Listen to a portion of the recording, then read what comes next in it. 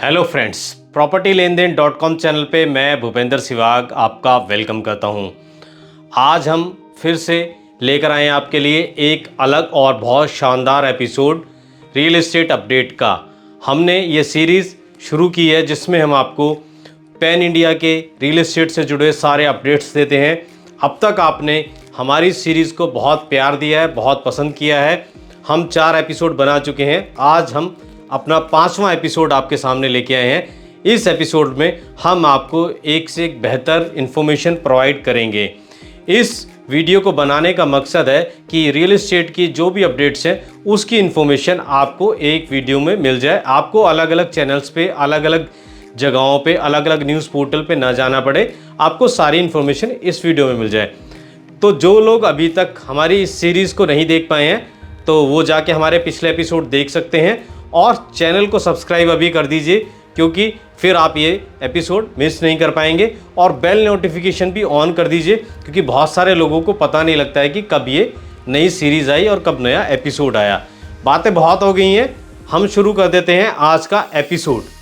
तो सबसे पहला आज का रियल एस्टेट अपडेट यही है कि जितने भी डेवलपर्स हैं बड़ी बड़ी सिटीज़ में, उन्होंने अपनी नए नए लॉन्चेस की तैयारी कर ली है। तैयारी करने की पीछे वजह यही है कि फेस्टिव सीजन आ रहा है। हमारा फेस्टिव सीजन जन्माष्टमी से शुरू हो जाता है और आगे भैया दूज दिवाली तक चलता है। कहीं गणेश उत्सव मनाया जाता है, कहीं दुर्गा पूजा होती है, कहीं नवरात्रे, और दिवाली तो हमारा पैन इंडिया त्यौहार मनाया ही जाता है। इसको ही हम मेन हमारे फेस्टिवल कहते हैं। करीब 45 डेज़ ये चलते हैं। तो डेवलपर इस ड्यूरेशन में ये उम्मीद कर रहे हैं कि जो उनकी सेल का ग्राफ है वो 15 से 20% बढ़ जाएगा, और इसी वजह से वो नए नए लॉन्चेस की तैयारी भी करके रखे हुए हैं और नए नए लॉन्चेस वो आपके सामने लेकर आएंगे अपने अलग अलग शहरों में। अब हम बढ़ते हैं अपनी दूसरी अपडेट की तरफ। महाराष्ट्र रेरा एक बहुत अनोखी शुरुआत करने जा रहा है। देश में अपने तरह की ये अलग तरह की शुरुआत है। मुझे लगता है इस इनिशिएटिव के बाद जितनी भी बाकी रेरा अथॉरिटीज़ हैं उनको भी इसको इम्प्लीमेंट करना चाहिए। ऐसा क्या करने जा रहा है रेरा, वो जान लेते हैं। महाराष्ट्र रेरा अब जो भी प्रोजेक्ट रजिस्टर्ड होगा उसके साथ उनकी ग्रेडिंग करेगा। ग्रेडिंग किस बेस पे करेगा? ग्रेडिंग की जाएगी प्रोजेक्ट किस तरह की कंस्ट्रक्शन हो रही है, टेक्निकल एस्पेक्ट उसका देखा जाएगा, फाइनेंशियल एस्पेक्ट देखा जाएगा डेवलपर का। इन पैरामीटर के बेस पे हर प्रोजेक्ट को एक ग्रेड दिया जाएगा। पब्लिक डोमेन में ये ग्रेड्स रहेंगे, ताकि जब कोई किसी प्रोजेक्ट में इन्वेस्टमेंट करने जाता है या किसी प्रोजेक्ट में कोई कुछ घर खरीदने जाता है तो उसके सामने वो ग्रेड सिस्टम होगा, वो ग्रेडिंग होगी, वो देख सकेगा, वो समझ सकेगा कि रेरा के द्वारा इसको कितनी ग्रेडिंग दी गई है। अगर अच्छा ग्रेड मिला हुआ है तो ज़्यादा से ज़्यादा बायर इन्वेस्टर उस प्रोजेक्ट में जाएंगे। तो मैं चाहता हूँ, मेरी अपील है बाकी रेरा अथॉरिटीज़ से, वो भी कुछ इस तरह का प्रोविज़न लेके आए अपने अपने स्टेट में। इससे जो बायर है उसको बहुत आसानी होगी, बहुत सुविधा होगी। अब तीसरी सबसे बड़ी अपडेट मैं आपके सामने लेके आ रहा हूँ। ये अपडेट आप सभी लोगों से जुड़ी हुई है, आपको इसके बारे में जानकर मज़ा आ जाएगा। मैं ऐसा क्यों कह रहा हूँ, जान लेते हैं। अगर सब कुछ सही रहा तो बहुत जल्दी आपको बहुत ज़्यादा लोन मिलने लगेगा आपके घर पर। वो कैसे? अभी तक क्या होता है, जब आप किसी प्रोजेक्ट में इन्वेस्टमेंट करते हैं उसके ऊपर आप कोई लोन लेते हैं तो प्रोजेक्ट की जो कॉस्ट होती है, प्रोजेक्ट जो बनता है उसके ऊपर आपको लोन मिलता है। बट रिजर्व बैंक से जो दूसरे बैंक्स हैं उन्होंने ये कहा है, वो चाहते हैं कि जब कोई बायर कोई घर खरीदता है तो उसकी जो स्टैम्प ड्यूटी होती है, जो रजिस्ट्रेशन चार्जेस होता है, उसको भी बैंक लोन का पार्ट बनाया जाए, ताकि लोग ज़्यादा से ज़्यादा घर खरीद सकें और उनको और ज़्यादा लोन मिल सके। इसको एक एग्जांपल से समझ लेते हैं। मान लीजिए आपने कोई घर खरीदा जिसकी कीमत 1 करोड़ रुपए है, आपको उस पर 70% लोन मिल जाएगा, यानी 70 लाख लोन मिल जाएगा। 30% आप उस पर अपने पास से पे करना होगा। बट उस पर अगर 10 लाख रुपए स्टैम्प ड्यूटी है तो उसके लिए आपको लोन नहीं मिलेगा, अब तक नहीं मिलता था। लेकिन अब बैंक ऐसा प्रोविज़न कर दे, आपकी जो 10 लाख की स्टैम्प ड्यूटी है उसको भी लोन का पार्ट माना जाएगा। अगर बैंकों की इस बात को मान लिया रिजर्व बैंक ने तो आपकी बल्ले बल्ले हो जाएगी। आपको स्टैम्प ड्यूटी के लिए भी अपने पास से फंड्स का अरेंजमेंट नहीं करना पड़ेगा, आपको उस पर भी लोन मिल जाएगा। अगली बात कर लेते हैं, बिल्डर से जुड़ी हुई है। आपने एक बिल्डर का नाम सुना होगा, कुछ साल पहले बड़ा नाम चलता था, अम्रपाली। नोएडा में वो बिल्डर बहुत प्रोजेक्ट्स लेके आया था, फिर उसके बाद वो बिल्डर फेल हुआ, फिर उनके ऊपर केसेस आए। उनके CMD थे मिस्टर अनिल कुमार, उनको जेल जाना पड़ा। अब दिल्ली हाई कोर्ट ने कुछ केसेस में उनको बेल दे दी है। जब हम बात कर रहे हैं बिल्डर्स के केसेस की और उनके जेल जाने की, उनके जेल से बाहर आने की, तो कुछ और अपडेट्स है मेरे पास, उन पे बात कर लेते हैं। बात करते हैं M3M पे। M3M के जो MD हैं उनकी कस्टडी मांगी है ईडी ने। मनी लॉन्ड्रिंग के आरोप में आपको पता होगा M3M के 3 प्रमोटर्स हैं जो अभी जेल में बंद हैं। उनमें से उनके एक MD हैं रूप कुमार बंसल हैं। ईडी ने उनकी कस्टडी मांगी है, कुछ उनसे पूछताछ करना चाहती है। इस मामले में अगली सुनवाई अगले कुछ दिनों में है। इसके साथ साथ एक और अपडेट है M3M से ही जुड़ी हुई है। M3M के प्रमोटर्स ने सुप्रीम कोर्ट में बेल के लिए अपनी अर्जी लगाई है।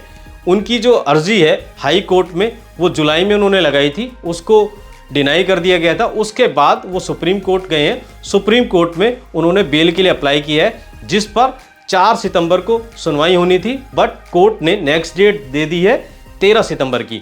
तो 13 सितंबर का दिन बहुत ही क्रूशियल हो सकता है M3M से जुड़े लोगों के लिए, M3M के प्रमोटर्स के लिए। तो आप निगाह बना के रखें और कुछ भी ऐसी बड़ी अपडेट आएगी तो हम उसकी जानकारी आपको दे देंगे। M3M ग्रुप के जो लॉयर्स हैं उन्होंने ये प्ली में कहा है कि M3M one of the biggest developer है इंडिया का। हज़ारों लोगों ने उसमें पैसा इन्वेस्ट किया हुआ है, अपने घरों के सपने उसमें देखे हुए हैं। अगर बहुत दिन तक ये प्रमोटर्स जेल में रहे तो ग्रुप फेल हो सकता है और लोगों की बहुत सारी दिक्कतें बढ़ जाएंगी।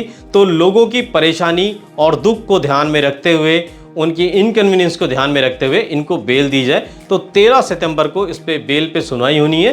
तो आपको इस पे हम जो भी अपडेट होगा वो अपडेट जानकारी आप तक जरूर पहुंचा देंगे। एक और बड़ी अपडेट है, ये मुंबई से आई अपडेट। इस अपडेट में एक बहुत बड़ी डील होने जा रही है, या कहें मुंबई की अब तक की सबसे बड़ी डील होने जा रही है। 18 एकड़ लैंड 5000 करोड़ रुपए में सेल होने जा रही है।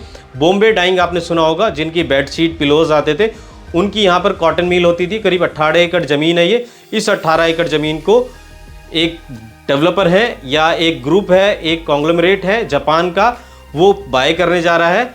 उस ग्रुप ने गुड़गांव में भी एक जॉइंट वेंचर में प्रोजेक्ट बनाया है। वो कौन सा प्रोजेक्ट बना है आपकी मैं जी के जानना चाहता हूँ। जिन लोगों को इसके बारे में पता है वो नीचे कमेंट में ज़रूर बताएं। इंडियन ग्रुप और जैपनीज़ ग्रुप मिलके एक प्रोजेक्ट बना रहे हैं। वही डेवलपर उस 18 एकड़ ज़मीन को मुंबई में खरीदने जा रहा है। 1 एकड़ का हिसाब लगाएं तो करीब 277 एकड़ का ये 1 एकड़ ज़मीन पड़ेगी। अब तक की सबसे बड़ी डील है। तो ये एक बहुत बड़ी अपडेट है।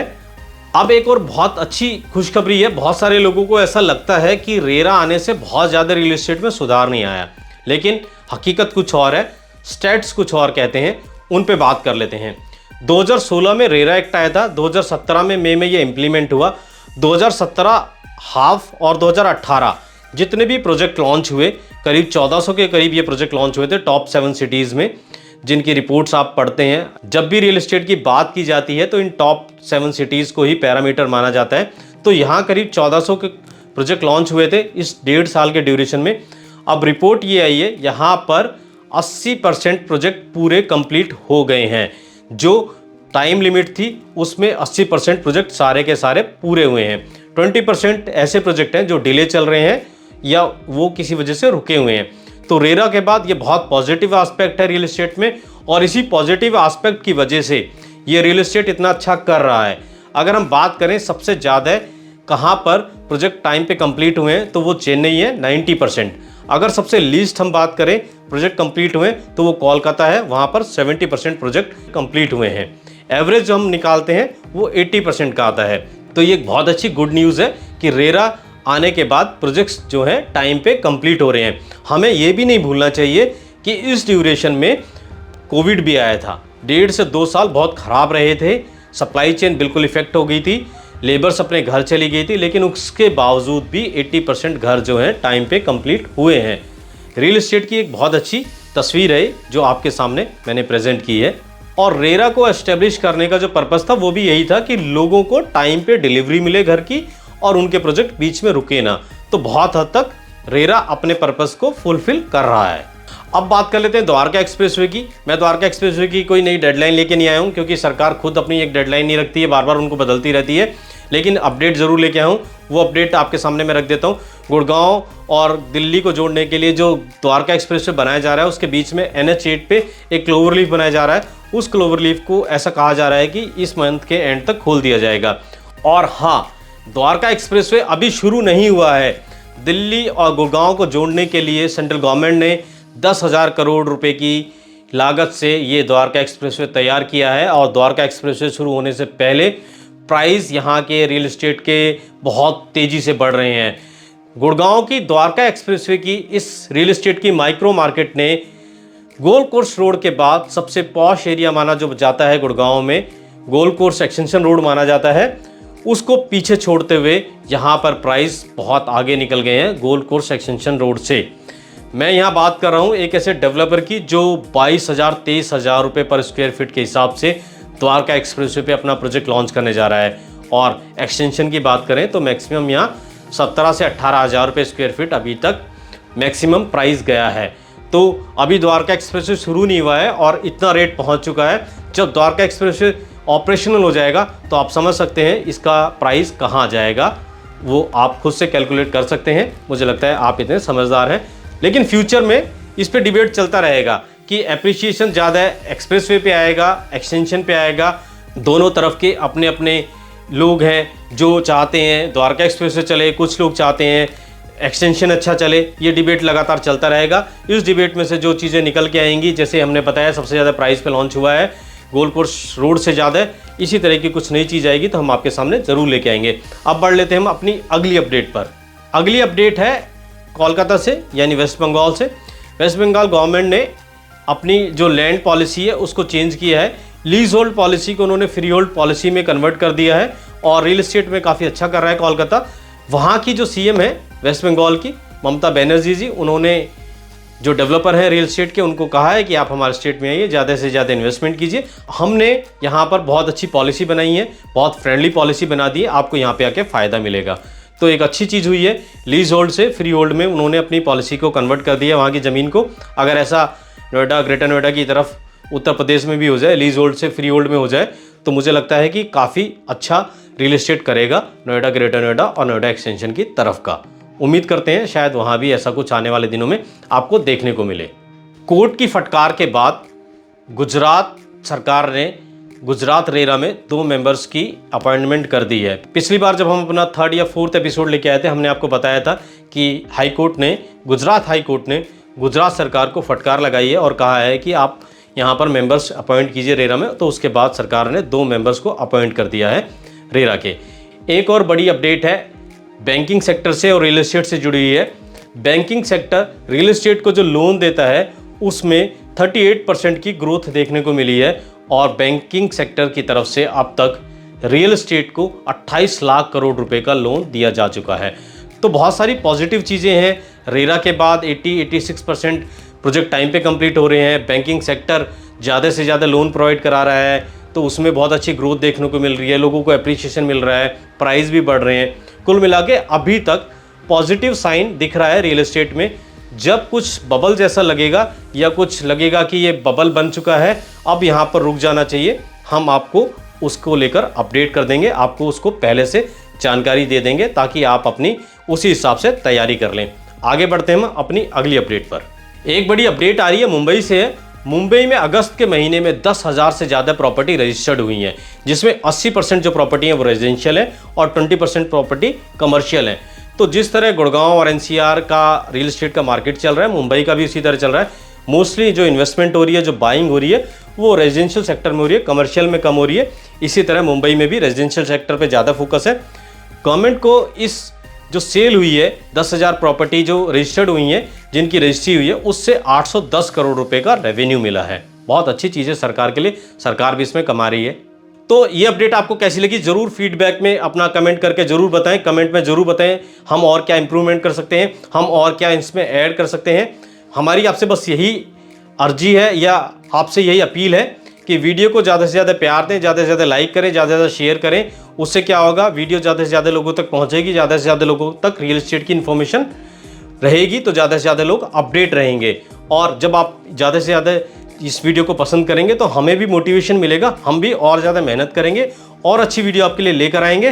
तो फिर एक बार से मैं आपसे अपील करता हूं, अगर आप चैनल पे नए आए हैं, चैनल को सब्सक्राइब नहीं किया है, तो चैनल को सब्सक्राइब कर लें, बेल नोटिफिकेशन ऑन कर लें, क्योंकि इस तरह के वीडियो लगातार आपको सिर्फ इसी चैनल पे देखने को मिलेंगे। हम फिर मिलेंगे एक नई वीडियो में नए टॉपिक के साथ। तब तक के लिए दोस्तों गुड बाय, शुक्रिया।